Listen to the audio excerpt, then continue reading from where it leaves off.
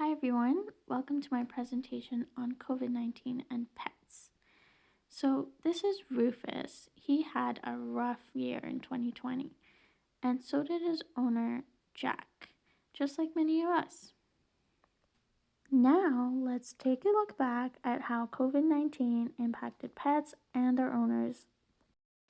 On March 11th, 2020, the World Health Organization announced COVID-19 as a global pandemic, and countries across the world placed restrictions such as social distancing, mandatory masks, and quarantining or self-isolation. Now, this was difficult on Jack and Rufus.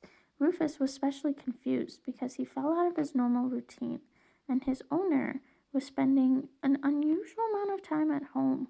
He was sitting on the couch, watching Netflix, working from home, sometimes not working, and as he read the news on what is happening around the world, he just grew more and more anxious. Rufus also hadn't seen his friends in a while, and he was wondering if they had a fight or a miscommunication, because him and Jack were just the only people staying at home all the time.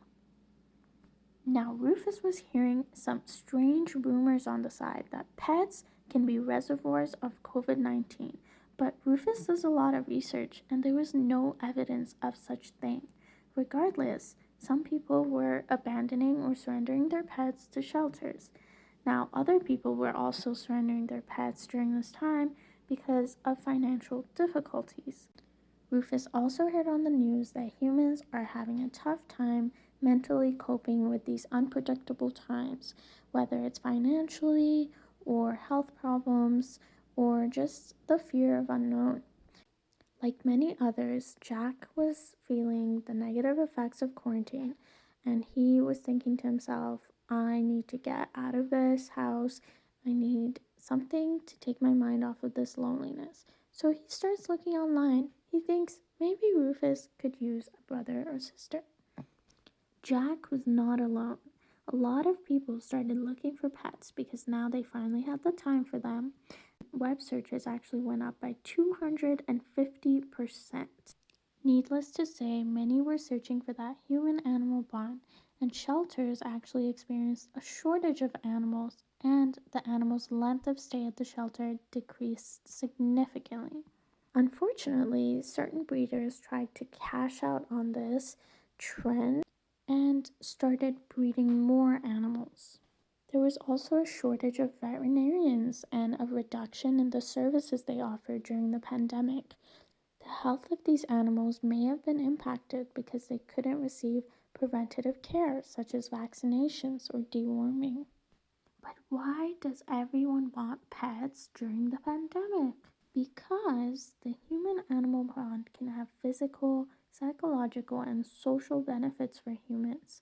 Interacting with pets increases our oxytocin levels, making us feel happy, and it allows us to meet more strangers and our neighbors, making us connect with more people.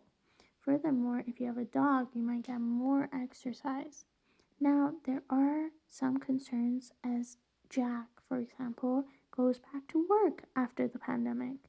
Rufus is still stuck at home, except now Jack's not there, and Rufus develops behavioral problems such as separation anxiety, which puts him at risk of relinquishment. And he goes to the vet because he's been barking and showing destructive behaviors when Jack's not at home.